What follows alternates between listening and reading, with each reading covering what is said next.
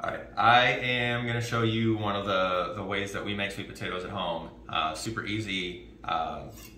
We're traveling right now. You don't even need a whole lot to get this done. So you just need an oven and some simple spices to put on it. So first thing we gotta do is we gotta actually cut the sweet potatoes down. So I've already washed them. So don't yell at me if you think that I haven't washed them. So first thing we're gonna do is just get the ends cut off. I'm using a decent knife, so this is a Sentoku knife. I'm assuming I'm pronouncing that right. If I'm not, feel free to yell at me in the comments. But I'm gonna cut the ends off. We're not gonna use these just because. I know you can eat them, or it's not. I like to take these down into pretty small pieces, into wedges. I just think they cook better, and I think you can get them covered a little bit more with the spices. So we'll cut this in half, and then we'll take them down from there. So we're gonna go in half, and then in half again. So now I've got these little quarter-sized wedges. I'm just going to take these down. Make sure you don't cut your fingers off. And then you could throw these into a mixing bowl. I just throw them straight onto the cookie sheet. If you don't have a non-stick cookie sheet, you might want to put parchment paper down just to make sure that nothing sticks to what you're doing. But we're good there. So I'm just going to do this with each of the sweet potatoes. I've got 5 of them. I'm just going to cut the rest of this one. And then spin that, come down, and then again. So this gets them small enough that they're a little bit easier to make sure that they cook all the way through. And like I said, you can get your spices across the whole thing a little bit better, I think, that way. So there we go. So we'll do that with all of them, and then we'll look at the seasoning stuff next. All right, so I've got all the sweet potatoes cut down so you can see how small they are. So this is 5 sweet potatoes is probably about, I don't know, 3-4 pounds worth of sweet potatoes. So now what we're gonna do is we're gonna do these as a cinnamon seasoning. So I've got 3 things. I've got salt, I've got a little bit of olive oil, and then I've got cinnamon. I also have a couple packets of Splenda just to give a little bit more of a sweet end to it. You don't have to do that if you don't want to, or you can use stevia, or you can use something like that. But I've got it just straight out on the cookie sheet. If you want to do this in a mixing bowl, you can, but I'm just lazy and would rather save the dishes, so I'm just going to do it straight on here. So first thing we'll do is just put the oil on. I'm just going to use the cap as a measuring cap. So this is usually about 1/2 tablespoon, and I'm just going to put 3 of these on, so it's about 1.5 tablespoons. All I'm trying to do with the oil is just get enough to lubricate it. With the amount of sweet potatoes that I've got on here, it's pretty trace in terms of the amount of calories that are gonna get added. So I'm not really gonna stress too much about it.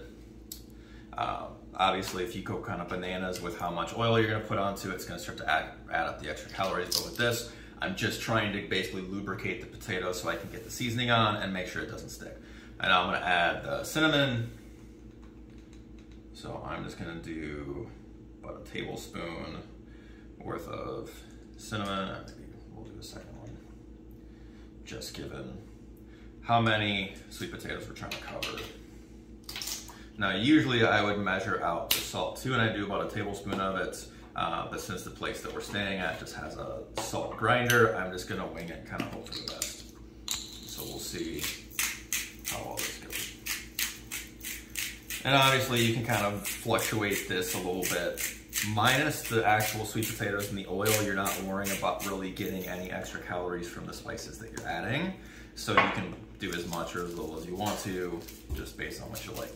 I like a couple packets of Splenda on here, just so it gives it a little bit of like a cinnamon sugar kind of a vibe to it. And then we just need to make sure we get everything covered. If I was smart, I would have taken my wedding ring off before I did this, because now I'm gonna have oil and cinnamon in my wedding ring. So I want to just make sure I get this decently covered. Again, you can see why it's not, if you want to, you can do this in a bowl. I just skipped that step a long time ago. But now we got these things pretty decently covered. So now,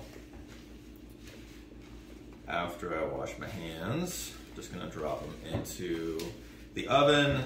Got an oven preheated at 400 degrees, and I'm just gonna throw them in for 60 minutes. I've never needed more than 60 minutes with this amount of sweet potatoes. So when they come out, all we wanna do is just check it to make sure that it pierces with a fork. So if you really got to work for it, then you might have to go a little bit longer, but these actually go in pretty easily. So these are super soft. So yeah, so an hour start to finish, and these are good to go. All right, so this is how it all came out. So it's really not that hard of a meal to make. So we actually put this with some ground beef burgers. These are just 90-10. And then this is just a bag. This is what I use for the burgers. This is just from Whole Foods. This is like effortless. This is like a pound of this stuff per burger. You can make your own seasoning, but this was kind of a not that complicated meal. And then for the veggies, it's a bag of frozen stuff from Whole Foods. So this was like 10 minutes on simmer. The burgers were like 5 minutes on each side. And then it took me, what, 5 minutes to prep the sweet potatoes, and then I threw them in the oven for an hour while the other stuff got made. And that's it. So it's really not that hard.